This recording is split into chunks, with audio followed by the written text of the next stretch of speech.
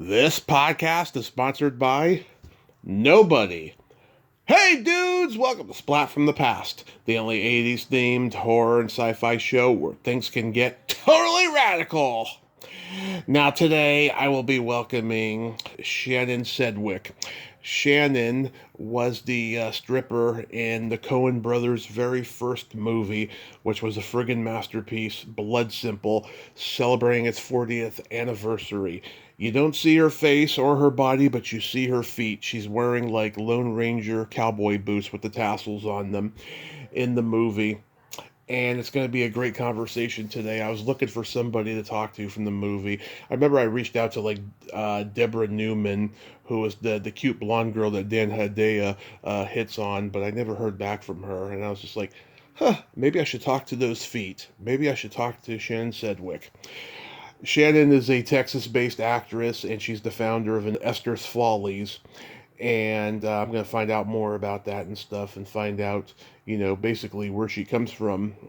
She's also worked with other guests of mine, like Aaron Lipstadt on Pair of Aces with Willie Nelson and Chris Christopherson.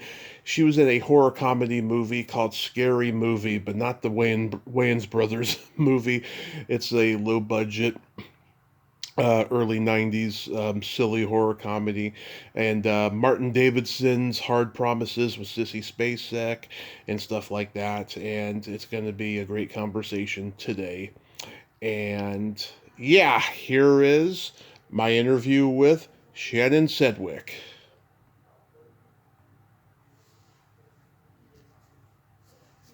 Hey, Shannon, welcome to the show. How are you today? I'm fine, thank you. Yes, this is such a great honor. Thank you so much for taking the time today. Sure, no problem. So, going back in time, did you gravitate toward acting early on in your childhood? Yes, I was going to be a drama major right off the bat. When I started thinking about what college I wanted to go to, I was in high school drama, and also, that got me ready to be wanting to come up to UT and go to the drama department there. Yeah, did you start off doing school plays and community theater? My mother and father were both active in the community theater, and so I was there a lot. In fact, I was in a show with my mother called the Chalk Garden. That was about a lady who murdered somebody. It was an interesting, and she was the lady, and I was the daughter who she took care of. So not her daughter, but daughter of the family. Anyway, it was an interesting way to work with your mom. Yeah, it sure sounds like it. So that got your creative juices flowing. Yeah, and I grew up in Fort Worth, and I was doing shows at the what they call the Casa Mañana, which was in the Round Theater that did mostly musicals. So when I was growing up, I knew every 1950s movie musical and all their lyrics. Love it. I'm a big musical guy too. Do you have any favorites? Oh well, all kinds of great stuff that Ruta Lee did lots of shows there, and she was one of those types. And literally everything from The Music Man to, My Fair Lady, all those kind of ones. Yeah, Ruta Lee is still alive and still going. Yeah, I think so. And hilariously body too. Mm-hmm. So after high school, you attended the University of Austin? University of Texas at Austin, yes, in the drama department. Yeah. Did you have any classmates we would know? Oh, maybe. This was, 68, 69, so that was people like Turp Pipkin were around then. Oh, yeah. In the university area, they were not in the drama department, but I definitely enjoyed it. But unfortunately, I hit a wall because, at UT, they do not allow freshmen or sophomores usually to do anything in a regular tryout for a show and be in a show. Yeah. You had to be on just working backstage and on the different working areas like that. You could never be in a show. So that kind of put me off, and I wanted to be in something. And so I found out about a thing at UT called the Curtain Club, which was open to everybody, not just drama majors. And they were doing shows, and they were about to do a show called Now the Revolution, which was, I went to the auditions for it and got in it. Wow. Yeah, I almost had Turk on here a few years ago to do a tribute to Harry Anderson, but he had just come out with a book or something, and he was doing a huge press tour, and so it ended up not happening and stuff because I was competing with so many other people or whatever. But yeah, I mean, he was Harry's, audience participant when he would do his magic. Yeah. Oh my God. So did you do any theater in college that stands out to you? Well, I was in one show at UT that was done by the guy that did. I'm terrible with names, just really, really bad. But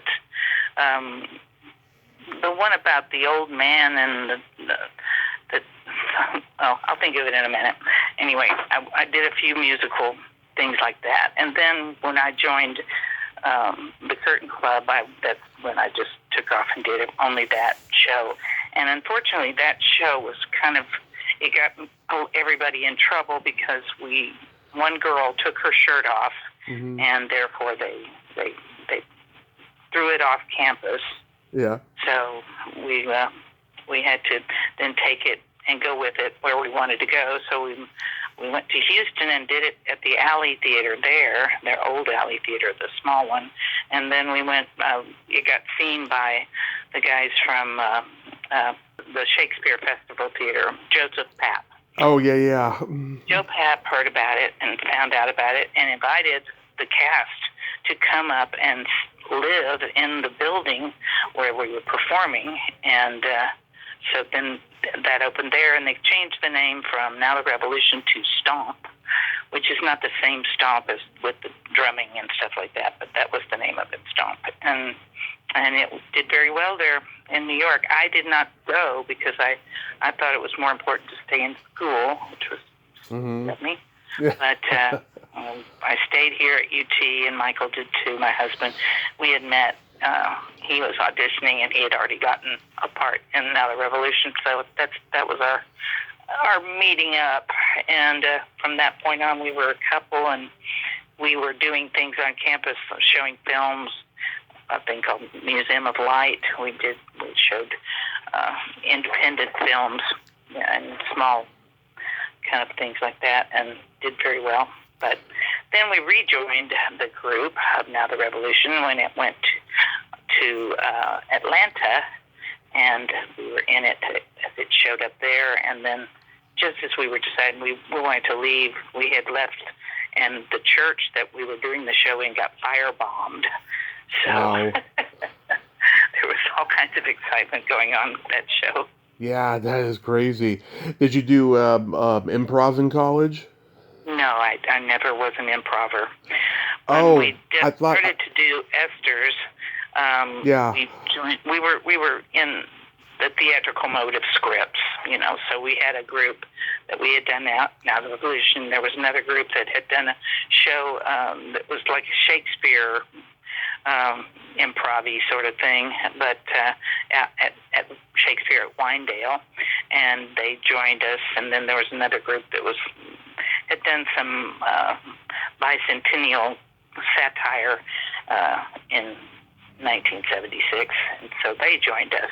So we grabbed a bunch of different people from different areas of theater, but none of us were really improv, and our show that we started with Esther's was definitely not improv. It was all, I guess our influences were more things like Your Show of Shows, which was a scripted show and SCTV, also scripted. Saturday Night Live, also mostly scripted. So that was what we were more like, or wanting to be like. Well, they were scripted, but they all came from improv. The Saturday Night Live and SCTV people. Yeah. Yeah. Well, we did not do improv to start things. We were writing scripts. There was a huge group of us. We had like 30 people in the cast, so there was a lot of material. Okay. Yeah, because I thought that Esther's Follies was straight up improv group. Sorry about that. No, not at all. So how does Blood Simple come to you? Oh, I just auditioned for it, got the part. Just got a part. I guess they thought my legs looked good, so I was just a dancing prostitute on the bar, or a dancing stripper on the bar. All you could see was my legs and things dropping around, while that lady and the guy, the lead guy, the John Getz. Hmm? John Getz, he's the lead. Him and Dan Hedaya and Emmett Walsh and Emmett Walsh, yeah. Sam Art Emmett Williams. was the detective, and he was talking to her and the lady who married Joel Coen. I can't think of her name, but anyway, she's really wonderful. Frances McDormand. Mm-hmm.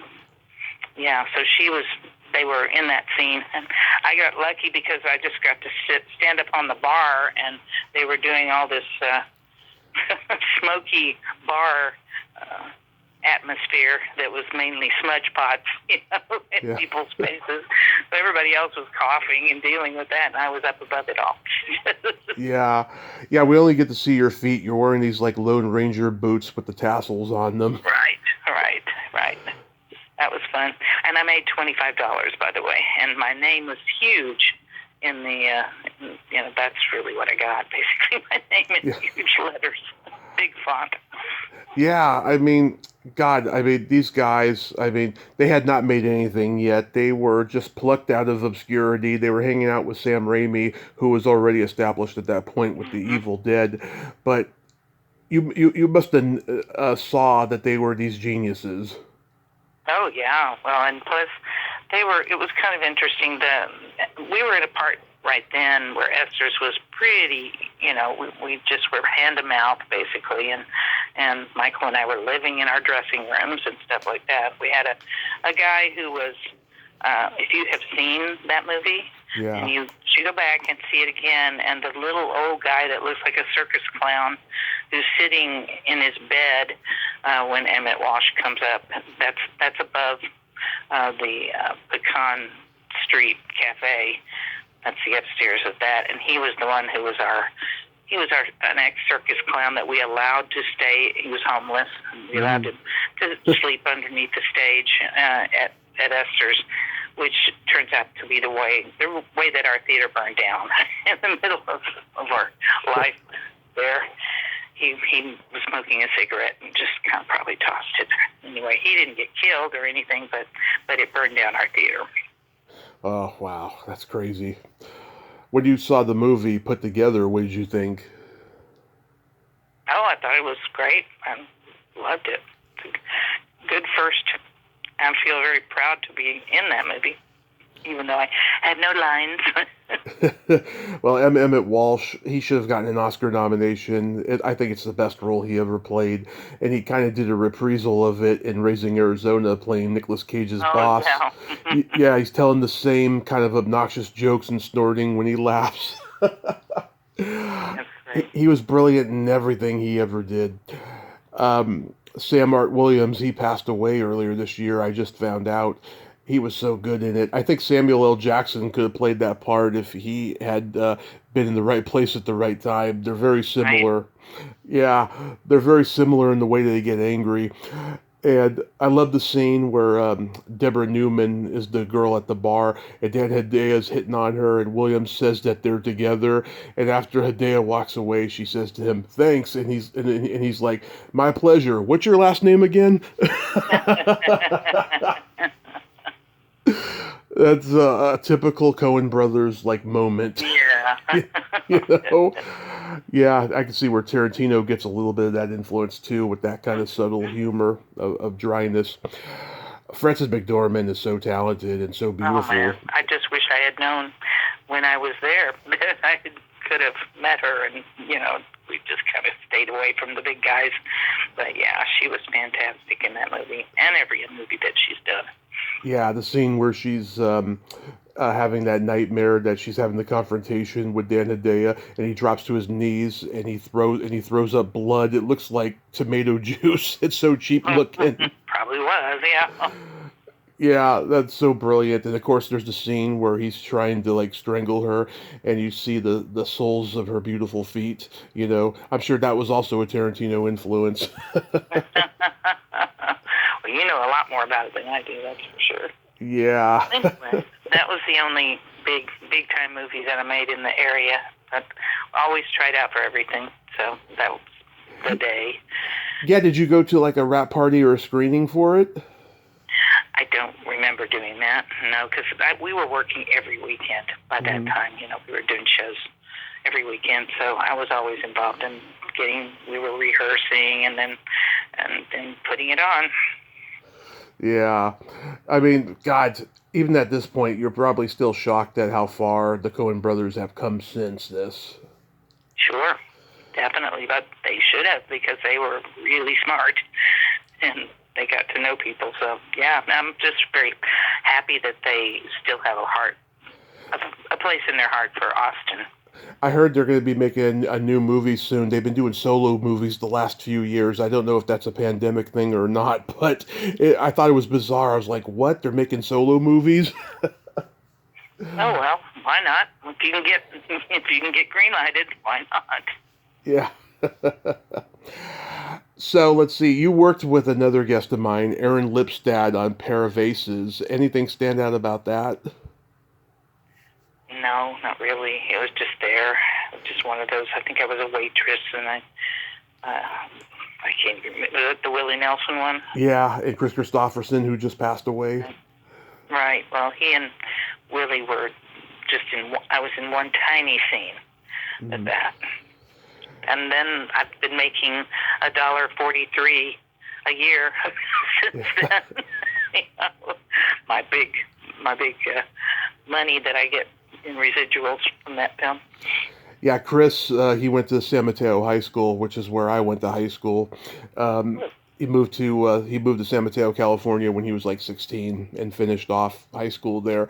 And he was at this big like reunion in the late 70s. Merv Griffin was there too, and Barry Bostwick and Dennis Haysbert, who was in my mom's class, was there.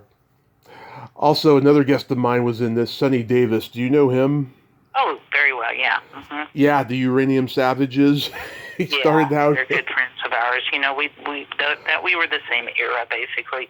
The Savages were, of course, the misogynistic, obnoxious guys, and huge band too, like four horns and lots of people in the band. And we, Esther's being kind of silly theater style things, we got along with them very well, and they did a lot of shows at Soap Creek Saloon, which we would do an occasional one with them there. But Sonny was fabulous. He's been in many movies. Yeah. And now he's back in Austin, so. Yes, he is. A Southern gentleman who has very little to say, but a very good-natured man. Mm-hmm. Now, you were in a horror comedy called Scary Movie, but it's not the Wayans Brothers Scary Movie. This was a low-budget one from 1991. You play a witch in it. Does anything stand out? Just that it was so cold that my fake nose that they had on me was just filling up with snot the whole time. Big memory of that role. It was so freaking cold, and we were outside the whole time. Did you have like a runny nose? Yeah. And then I'd take the nose and I'd dump it out and put it back on. Yeah. Oh my God, that's hilarious. Yeah, I've heard similar stories about things happening when you got prosthetics on, bodily functions can arouse. Right. Butch Patrick, Eddie Munster's in it. I've talked to him. Did you get to meet him or work with him? I don't remember. Probably met him, I'm sure, because it wasn't a big cast. That one wasn't. Yeah. How about Hard Promises?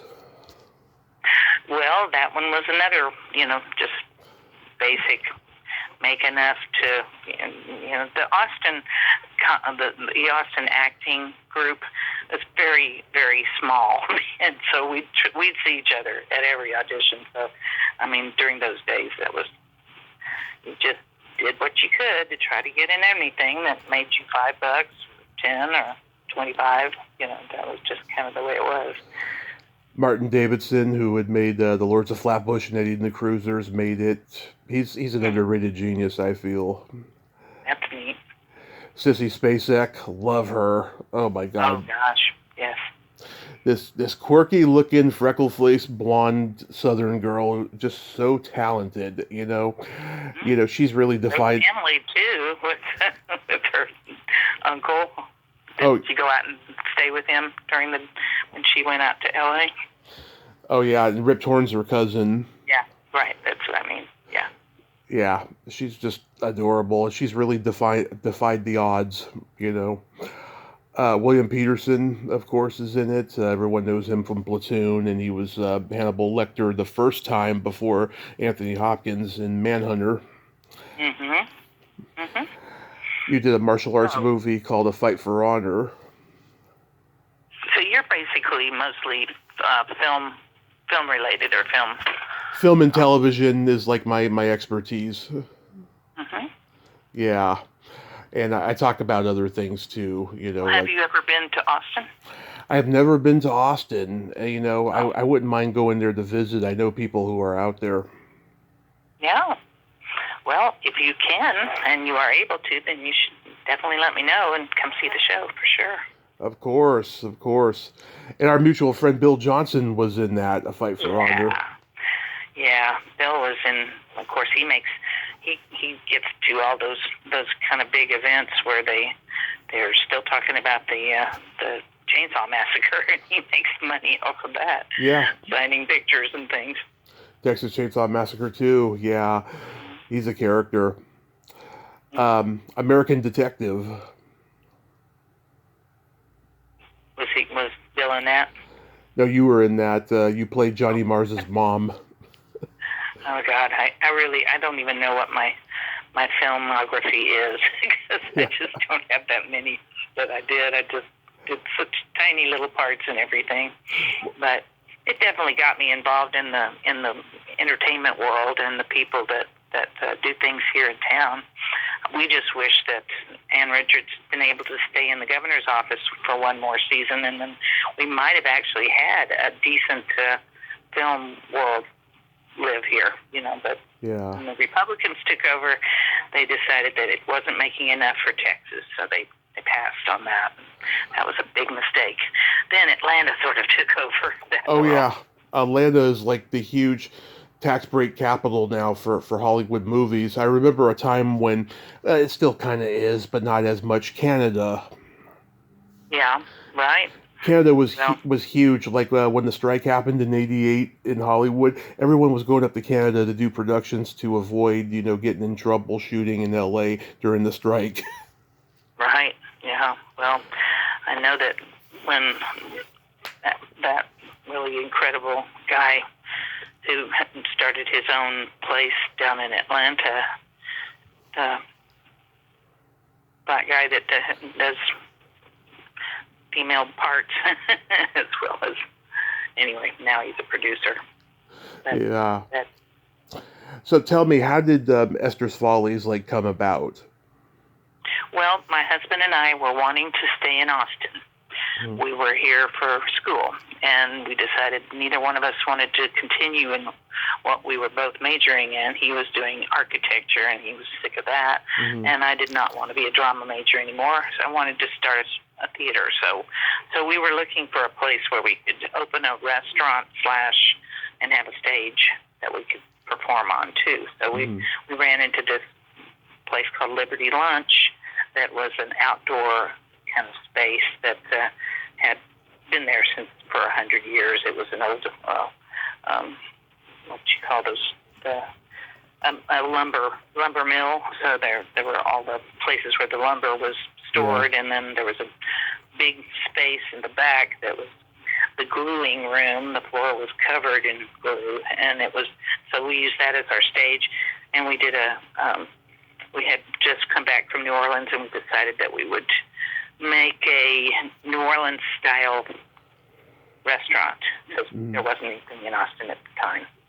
So that's what we did. We started Liberty Lunch and found the name from cleaning off the front of the building. It had once been called Liberty Lunch when it was being run by the school for the blind, for their blind kids to be the wait people. So we thought that sounded like a decent name, so we went with that. So it's really evolved over time? Esther's, yes, of course. I mean, we've been going almost 50 years now, so yeah, 47 right now. So, wow. Yep, we have evolved quite a bit from early days when it was free and pass the hat, and did a kind of a silly thing where I sang a religious fervor sort of song, and Terry Galloway has a terrible disease that we couldn't name. The disease that cannot be named, and so that's how we passed the hat and got people to give us money. And then we started charging, and then the theater broke up, and half of them went down the street, and half of them stayed with us, and we took over the reins. And then from that point on, we stayed pretty close to on 6th Street in about 4 different entities. Our little theater, which burned down, we moved to the Ritz, which is now where the guy, Joe Rogan, has his comedy mothership. Oh, yeah. And then after we went to the Ritz, we moved back down to a smaller space in the 500 block where we are now. And then we were able to buy our building where we are now. So now we're in the 500 block, and it's a big, huge space, holds about 250 or so. And now, since we own the building, we'll be here forever. Oh, that's so awesome. Hopefully they'll still be there long after you're gone. Oh, well, I hope so. My daughter and my son would probably like that. They will be taken over, I'm sure. I don't know about the business itself, whether it'll still be around, but we've managed, and our magician, who's been with us since the mid-'80s, has become a huge star.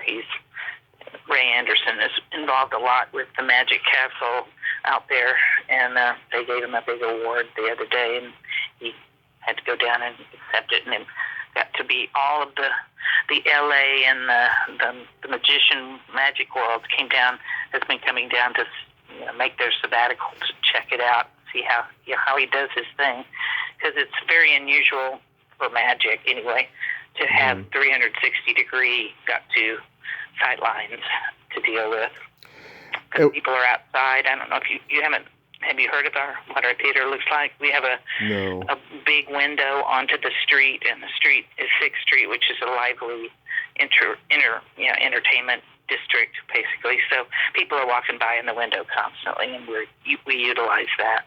Nice. And what's the Ray's magic has to be so that if you're standing outside, you can't tell how it's done, and you can't tell how it's done inside either. So. And what's the Pecan Street Association?